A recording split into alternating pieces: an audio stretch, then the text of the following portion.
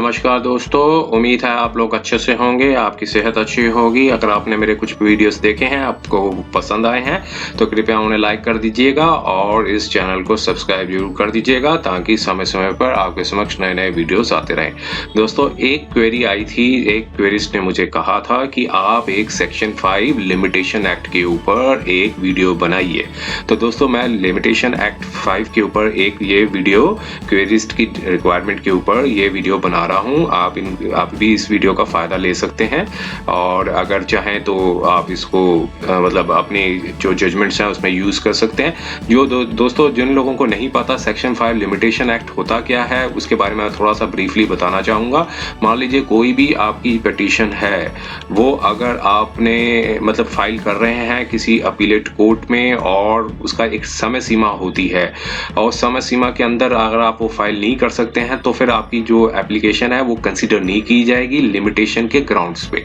Limitation का जो ground है, हर पिटीशन का एक लिमिटेशन ग्राउंड बना रखा है। मान लीजिए डोमेस्टिक वायलेंस केस है, अगर आप सेक्शन 29 के अंदर आप पिटीशन फाइल कर रहे हैं, अपील पे जा रहे हैं, तो उसका जो लिमिटेशन है वो है 30 डेज का। सिमिलरली कोई फैमिली कोर्ट ने कोई अवार्ड कर दिया है, ऑर्डर दे दिया है, आप उस ऑर्डर को, मेंटेनेंस के ऑर्डर को चैलेंज करने जा रहे हैं, तो उसकी जो समय सीमा होती है, जो क्रिमिनल प्रोसीजर कोड के अंदर रिवीजन पिटीशन अगर आप फाइल कर रहे हैं तो उसकी समय सीमा होती है 90 दिन। तो सिमिलरली जो डिवोर्स की पिटीशन है उसकी भी समय सीमा है। तो हर की एक समय सीमा होती है। तो अक्सर कई बार 90 दिनों तक पिटीशन नहीं डाल सकते, या 30 दिन का जो समय सीमा है उसमें डिले हो जाती है, थोड़ी सी देरी हो जाती है। देरी के कई कारण होते हैं, कई दूसरे शहरों में रह रहे हैं तो सर्टिफाइड कॉपी निकालने का और एडवोकेट को हायर करने का, और इवन काफ़ी कुछ ऐसे सर्कमस्टांसेस हो जाते हैं उसके अंदर पिटीशन को नहीं फाइल कर पाते और कुछ दिनों की देरी हो जाती है। मान लीजिए 90 डेज है तो देरी हो गई 105 दिन की, मतलब सॉरी 10 दिन 15 दिन की देरी हो जाती है अक्सर। तो उस ऐसे केसेस में सेक्शन 5 ऑफ लिमिटेशन एक्ट के तहत आप एक एप्लीकेशन कंडोनेशन ऑफ डिले की लगानी होती है पिटीशन के साथ। तो अगर मान लीजिए रिवीजन कोर्ट में आप जा रहे हैं और उसमें अगर मान लीजिए कोई मेट्रोपॉलिटन मजिस्ट्रेट ने, मेट्रोपॉलिटन मजिस्ट्रेट तो नहीं होगा क्योंकि अब फैमिली कोर्ट्स आ गई हैं, तो जुडिशियल मजिस्ट्रेट जो फर्स्ट क्लास हैं तो उनके ऑर्डर के ऊपर अगर आप चैलेंज कर रहे हैं, रिवीजन कोर्ट में जा रहे हैं, सेशन कोर्ट में जा रहे हैं, तो वहाँ पर 90 डेज का देरी होती है। तो सबऑर्डिनेट कोर्ट्स जो होती हैं अक्सर कई बार एरर्स कर देती हैं। मान लीजिए 90 डेज के बाद अगर आपने 5 डे की डिले हो गई, उस पर भी एक मैकेनिकल मैनर पे वो डिसमिस कर देती हैं कि लिमिटेशन के ग्राउंड्स पे। तो आपको वो लिमिटेशन के ग्राउंड्स को किस तरीके से टैकल करना है और क्या जजमेंट्स हैं, क्या प्रेसिडेंट्स दिए हैं ऑनरेबल सुप्रीम कोर्ट ने, तो उन सारे जजमेंट्स को हम इस वीडियो के माध्यम से जानने की कोशिश करेंगे। लेकिन एक दफा हम सेक्शन 5 को देख लेते हैं। सेक्शन 5 लिमिटेशन होता क्या है? देखिए, सेक्शन 5 ये लिमिटेशन होता है कि एनी अपील और any application other under any provision of section of order 21 of code of civil procedure may be admitted after the prescribed period if the appellant or the applicant satisfied the court that he had the sufficient cause। देखिए यहाँ पे word लिखा है sufficient cause for not preferring the appeal or making the application within such period। तो जब भी कोई आप एप्लीकेशन लगाएंगे तो कोई ना कोई ग्राउंड बताएंगे कि क्यों कारण थे कि इसकी वजह से जो है अपील या रिवीजन नहीं फाइल की जा सकी। तो वो कॉज जो है वो सफिशिएंटली एक्सप्लेन्ड होने चाहिए। जो अगर कोई ग्राउंड नहीं लिखेंगे तो फिर तो मेंटेनेबल नहीं होगी। अगर आप सफिशिएंट कॉज बताएंगे तभी वो जो एप्लीकेशन है वो एडमिट होगी। लेकिन कई बार अक्सर देखा गया है कि जो पिटीशन जो एप्लीकेशन होती है उसको डिसमिस कर दिया जाता है मैकेनिकल मैनर में कि 5 डेज का डिले हो गया या 10 डेज का डिले हो गया।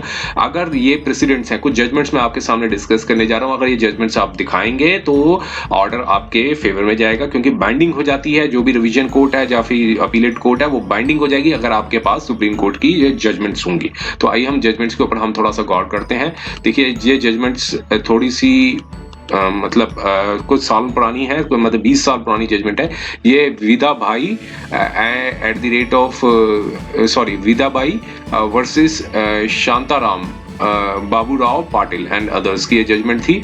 ये आई थी, जजमेंट आई थी 20/7/2001 को आई थी जजमेंट। और देखिए इस जजमेंट में क्या था कि माननीय बॉम्बे हाई कोर्ट ने जो पिटीशन थी उनकी डिसमिस कर दी थी और क्यों मतलब सॉरी जो सिविल रिवीजन को एंटरटेन करने से मना कर दिया था क्योंकि एडिशनल डिस्ट्रिक्ट जज ने पिटीशन को डिसमिस कर दिया था क्योंकि देरी हो गई थी 7 days of delay appeal file करने की। जो भी फैक्ट्स रहे होंगे वो बाद की चीजें हैं, लेकिन जो ये क्वेश्चन ऑफ लॉ के बेसिस पे ये अपीलेंट जो हैं वो स्पेशली पिटीशन के माध्यम से सुप्रीम कोर्ट में आए थे कि बॉम्बे हाई कोर्ट ने इंटरफेयर करने से मना कर दिया और ये अपील सिविल 4494 ऑफ 2001 की अपील है। तो क्योंकि एडिशनल डिस्ट्रिक्ट जज थे उन्होंने पिटीशन को डिसमिस कर दिया और उन्होंने ग्राउंड्स बताए थे कि इलनेस थी फॉर द डिले। आप देखिए अब इनमें एक ओपिनियन क्या दिया, ऑब्जर्वेशन क्या दी थी, वो बहुत इंपॉर्टेंट है। वो आप अपनी जो भी आप अपील या रिवीजन फाइल करेंगे तो ये जो ऑब्जर्वेशन माननीय सुप्रीम कोर्ट की है इसे जरूर कोट कीजिए जिससे आपके फेवर में मतलब आएगा जो भी आप कोई पिटीशन फाइल करेंगे। Even at the time of जो मतलब एडमिशन जब हो रही होगी तब भी आप लिमिटेशन का जो इशू है इसको आप सेटिस्फाइड कर सकते हैं कोर्ट से, मतलब कोर्ट को कि ये दिखाइए क्या लिखा था। Section 5 of limitation act, the courts should adopt a pragmatic approach. A distinction must be made a case where delay is inordinate and a case where the delay is of a few days. तो देखिए यहाँ पे ये चीज बताई है court ने क्या कहा कि सेक्शन 5 के जो लिमिटेशन एक्ट है कोर्ट को एक pragmatic अप्रोच अडॉप्ट करनी चाहिए और डिस्टिंक्शन करना चाहिए कि दो तरह की डिले है, एक तो बहुत ज्यादा दिनों की डिले है और एक डिले है कुछ दिनों की। तो बहुत ज्यादा दिनों की डिले होती है उसे कहते हैं इनऑर्डिनेट डिले और जो डिले कुछ दिनों की है तो फिर डिले और उसको कह सकते हैं ऑर्डिनेट डिले, जो फ्यू डेज की जो डिले है। अब ये लिखा कि फॉर्मर केस जहां consideration of the prejudice to the other side with the relevant factor, so the case call for a more cautious approach. मान लीजिए उन्होंने कहा कि अगर जो इनऑर्डिनेट डिले है उसके इनऑर्डिनेट डिले के बाद कोई व्यक्ति जा रहा है, मतलब कई महीनों की डिले है, कई सालों की डिले है, वो व्यक्ति अगर अपील वगैरह जो भी रिवीजन फाइल करने जा रहे हैं तो इससे क्या है कि ऑपोजिट पार्टी को भी काफी ज्यादा प्रेजुडाइज होगी क्योंकि इसमें कोर्ट को एक कॉशियस अप्रोच यूज करनी पड़ेगी कि क्यों इतनी डिले हुई है, क्यों नहीं फाइल की गई है। और लेकिन जब दूसरे केस में बताया कि लेटरल केस में no such consideration may arise and the case deserves to be liberal approach। मान लीजिए 90 डेज का टाइम है, अब मान लीजिए 105 डे हो गए हैं या 95 डेज हो गए तो फिर कोर्ट्स को जो भी एंटरटेन कर रही हैं उनकी एप्लीकेशंस को तो उन्होंने कहा है कि एक लिबरल अप्रोच अडॉप्ट करनी चाहिए क्योंकि इतना ज्यादा अफेक्ट नहीं होगी ऑपोजिट पार्टी, क्योंकि 90 डेज में नहीं फाइल किया तो 105 डे में फाइल कर दिया तो कोई ज्यादा डिफरेंस नहीं बनता। तो इसमें कहा है कि लिबरल अप्रोच यूज करनी चाहिए और साथ में कहा है कि no hard and fast rule can be laid down in this regard, the court has to exercise a discretion on the facts of this case, keeping in mind in construing the expression sufficient cause, the principle of advancing the substantial justice is of the prime importance। कहा कि substantial justice जो है court को देना वो ज्यादा important है।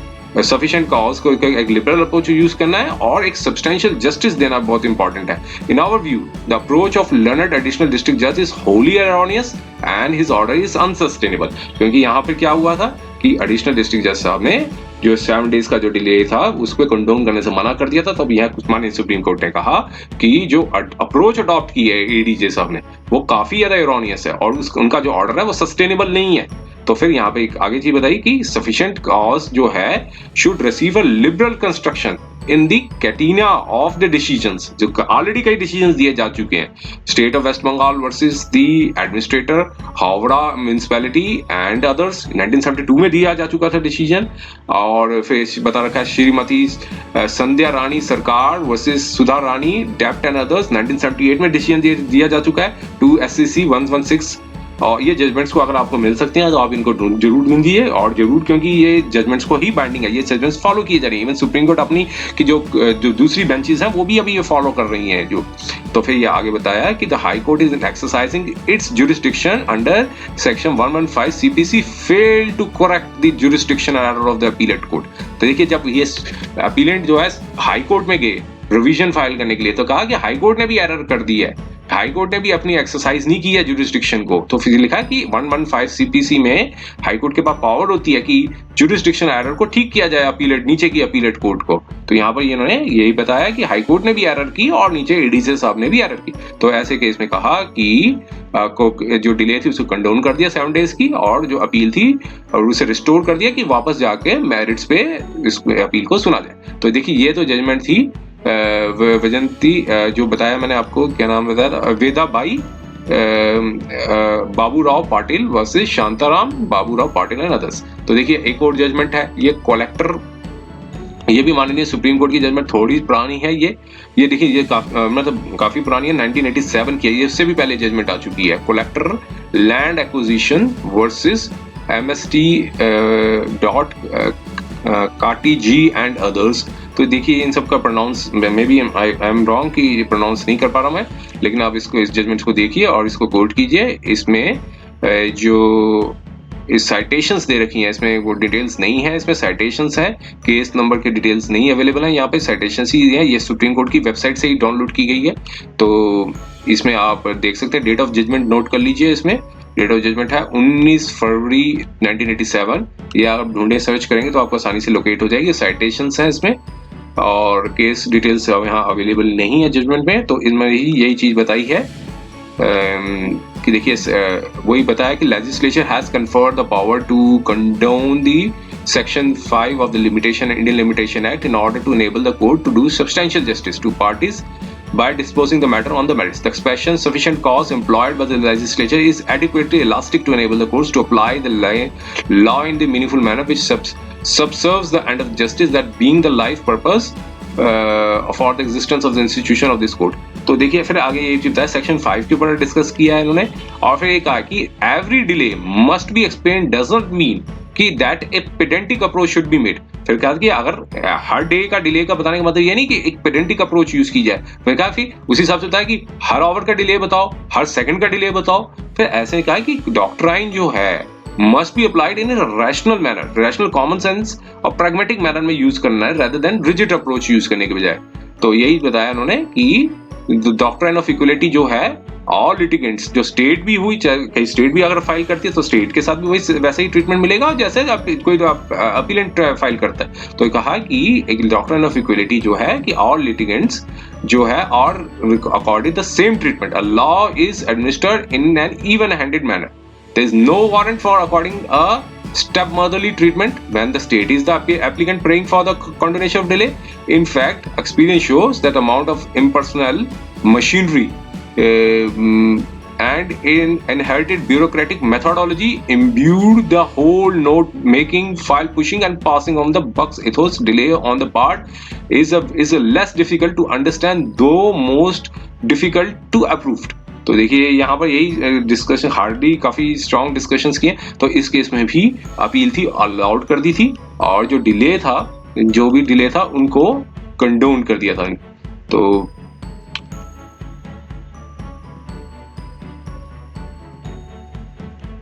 ये जजमेंट थी सफिशिएंट कॉज के ऊपर इन्होंने एक्सप्लेन किया हुआ था और यहाँ पे 4 डेज का डिले था। देखिए यहाँ पे लिखा है time barrier being 4 days of delay. तो ये 4 डेज के डिले को भी डिले करते हैं। अब एक देखिए एक म्युनिसिपल कॉर्पोरेशन की, इसमें 39 डेज का डिले था, वो भी यही इसी ग्राउंड्स पे जो है वो मतलब रिलीफ दे दी गई थी। एमसीडी जो थी, municipal corporation Gwalior versus Ramachandran की जजमेंट थी और ये सिविल अपील है 2914 ऑफ 2002 की थी। इसमें जो म्युनिसिपल कॉर्पोरेशन ग्वालियर थी ये अपीलेंट थी। तो यहाँ पर 39 डेज का डिले था क्योंकि जो ऑर्डर जो यहाँ पे सूट ऑफ डिक्लेरेशन फाइल किया था प्लेंटिफ रिस्पोंडेंट ने, जो कि डिसमिस कर दिया था ट्रायल कोर्ट ने, लेकिन जो डिग्री दे दी गई थी अपील में, मींस उनके जो अपील जो फाइल की और उसमें डिग्री दे दी गई, नीचे की ट्रायल कोर्ट ने उनको डिसमिस कर दिया था। अब फिर म्युनिसिपल कॉर्पोरेशन ने सेकंड अपील फाइल की थी हाई कोर्ट में जिसमें 39 डेज का डिले था और जिसमें फाइल लिमिटेशन एक्ट के तहत सेकंड अपील जो है वो फाइल की गई थी। और सेकंड अपील जो फाइल करने के बाद जो बताया गया था, तो सेकंड अपील में यही बताया कि 13 सेक्शन 5 जो लिमिटेशन एक्ट है उसमें जो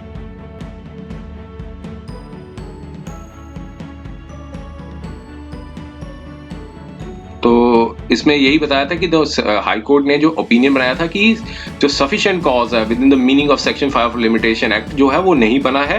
तो इसमें जो एप्लीकेशन थी सेक्शन 5 की जो म्युनिसिपल कॉर्पोरेशन ग्वालियर की थी उसे डिसमिस कर दिया था और फिर कहा था कि अपील को डिसमिस, जो इस अपील भी डिसमिस कर दी गई कि ये टाइम बैरियड हो गई है। तो फिर म्युनिसिपल कॉर्पोरेशन ने स्पेशल लीव पिटीशन फाइल की थी। आप देखिए माननीय सुप्रीम कोर्ट ने यही कहा कि हाई कोर्ट ने जो है वो लिबरल अप्रोच यूज करनी चाहिए थी, रेदर रिजिड नहीं होना चाहिए था और टेक्निकल व्यू भी अडॉप्ट करना चाहिए था कि और कंडोन कर देनी चाहिए थी डिले को in filing the appeal and concentrate on examining की अपील करने कोई सब्सटेंशियल क्वेश्चन ऑफ लॉ जो है वो रखा है और जो कि हर्ड किया जा सकता हाई कोर्ट में। तो ये इन्होंने यही बताया कि जो डिले जो थी 39 डेज की उसको डिले मतलब कंडोन कर दिया और जो फाइलिंग जो इन आवर ओपिनियन लिखा है सफिशिएंट कॉज, जो इनमें कॉज ये बताया था कि जो एडवोकेट थे उन्होंने फाइल का नोटिंग गलत कर दिया था, जो भी ग्राउंड्स थे उन्होंने बताए थे, तो लेकिन जो डिले था वो 39 डेज का वो जो है कंडोन कर दिया और फिर मैटर रिस्टोर कर दिया कि जो अपील को मेरिट्स पे सुना जाए। तो देखिए ये तीनों जजमेंट्स हैं, ये काफी ज्यादा इंपॉर्टेंट हैं। अब इन सारी जजमेंट्स को आप अपने जब भी आप कोई अपील या कोई पिटीशन या प्रोविजन फाइल करते हैं तो ये जजमेंट्स को आप कोट करेंगे तो काफी अच्छा रहेगा। कई बार भी जो अगर प्रेसिडेंट्स दिखाएंगे तो प्रेसिडेंट्स जो होंगे आपके पास तो वो कोर्ट्स जो होती हैं सबऑर्डिनेट कोर्ट्स है वो बाइंडिंग हो जाती हैं, अगर खासकर जब अपीलेट कोर्ट ने जो अपेक्स कोर्ट ने या फिर माननीय हाई कोर्ट ने जो भी जजमेंट्स दे रखे हैं, ये तीनों जजमेंट्स हैं, ये माननीय सुप्रीम कोर्ट की जजमेंट्स हैं, ये अगर दिखाएंगे तो इससे आपको इमीडिएटली रिलीफ मिलेगा on the grounds of limitation पे, अगर आपकी लिमिटेशन जो है वो कुछ दिनों की डिलेनेस है।